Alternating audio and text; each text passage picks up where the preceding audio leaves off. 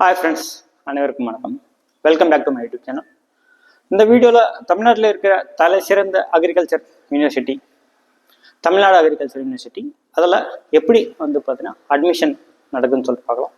பொதுவாக தமிழ்நாட்டில் படித்த மாணவர்களுக்கு அவங்க எடுத்த மதிப்பெண் அடிப்படையில் பார்த்தீங்கன்னா அட்மிஷன் நடக்கும். அவங்களுக்கு பார்த்தீங்கன்னாக்கா 12th எழுதியிருக்காங்க இல்லையா, அந்த மார்க் பேஸ் பண்ணி தான் அட்மிஷன் நடக்கும்.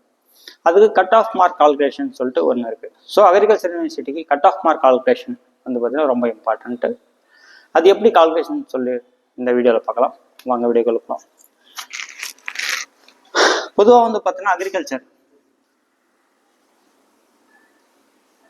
அக்ரின்னு சொல்லுவாங்க. அதில் பார்த்தீங்கன்னா நிறைய கோர்சஸ் இருக்குது.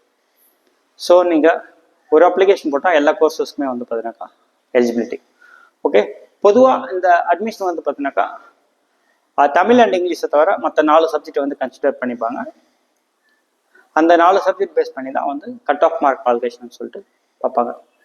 பொதுவாக இந்த குரூப்புக்கு பார்த்தீங்கன்னாக்கா பயாலஜி குரூப் பார்த்தீங்கன்னா படிச்சிருக்கிறது ரொம்ப ரொம்ப இம்பார்ட்டன்ட் சொல்லிட்டு ஃபர்ஸ்ட் நம்ம பார்த்தீங்கன்னா குரூப் எலிஜிபிலிட்டி, என்னென்ன குரூப் எலிஜிபிலிட்டின்னு சொல்லிட்டு பார்க்கலாம். ஓகே, குரூப் பார்த்தீங்கன்னா ஃபர்ஸ்ட் பார்த்தீங்கன்னாக்கா G1 சொல்லிக்கலாம். Okay, physics, so maths, physics, chemistry, biology. Okay, first group இந்த கேட்டகரியில். நெக்ஸ்ட் பார்த்தீங்கன்னாக்கா group 2, so physics, chemistry, biology. அது கூட பார்த்தீங்கன்னா 4th ஒரு சப்ஜெக்ட் இருக்கும். அந்த சப்ஜெக்ட்டுமே பார்த்தீங்கன்னா கன்சிடரேஷனில் இருக்குது. நெக்ஸ்ட் பார்த்தீங்கன்னா தேர்ட்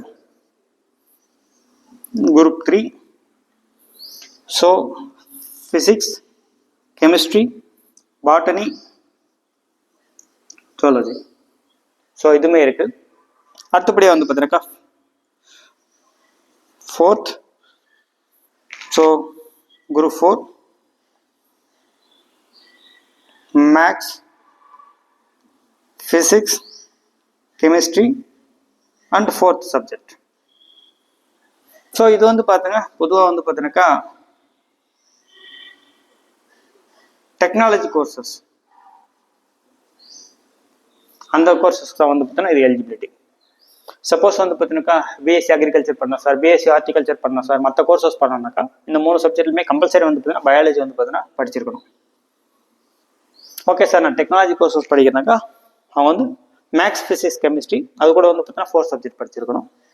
உங்களுக்கு பார்த்தீங்கன்னா கால்குலேஷன் பொறுத்தவரை பார்த்தீங்கன்னாக்கா கட் ஆஃப் கால்குலேஷன் பார்த்தீங்கன்னா ரொம்ப சிம்பிள் தான். ஓகே, எக்ஸாம்பிள் பாருங்க. ஒருத்தர் மேக்ஸில் ஒரு 100 மார்க்கு.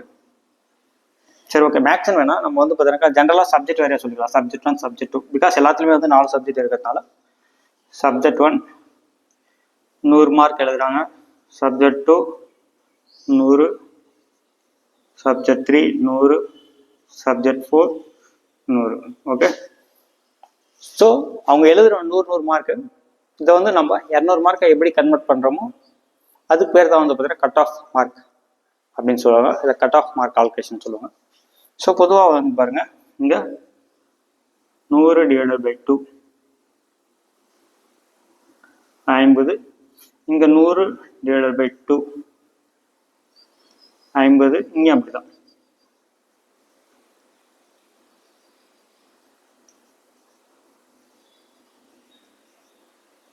ஸோ ஓவராலாக பார்க்கும்போது 200.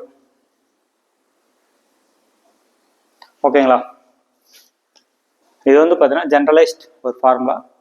சப்போஸ் ஒரு ஸ்டூடெண்ட் ஓகே சப்ஜெக்ட் 1 இது இந்த சப்ஜெக்ட் எலிஜிபிலிட்டியில் எதெல்லாருமே பார்த்தீங்கன்னா அவர் ஒரு 90 மார்க் எடுத்திருக்காரு. இது பார்த்தீங்கன்னா ஒரு ஸ்டூடெண்ட் 90 மார்க் எடுத்துருக்காங்கன்னா 90 / 2. ஓகே, 45. நெக்ஸ்ட் 80 எடுத்திருக்காரு, 80 / 2 40. நெக்ஸ்ட் ஒரு 19 நினச்சிக்கலாம். ஸோ 45. நெக்ஸ்ட் ஒரு 80. ஸோ 40. இது ஜஸ்ட் ஒரு எக்ஸாம்பிள் தான். நீங்கள் என்ன மார்க் எடுக்கிறீங்களோ அதுக்கு தகுந்த மாதிரி நீங்கள் போட்டு கன்வெர்ட் பண்ணி பாருங்க. இது ஒரு எக்ஸாம்பிளான மார்க் தான் நான் இங்கே கொடுக்குறேன். Okay, so 40 40 80 80 45 90. ஓகே, 170. ஸோ இப்படி தான் வந்து பார்த்தீங்கன்னா அக்ரிகல்ச்சருக்கு வந்து பார்த்தீங்கன்னாக்கா கட் ஆஃப் மார்க் கால்குலேஷன் வந்து இருக்கும். ஸோ அடுத்த ஒரு வீடியோவில் நம்ம வேறு ஒரு சப்ஜெக்ட்டுக்கு கட் ஆஃப் மார்க் கால்குலேஷனோட பார்க்கலாம். பாய்.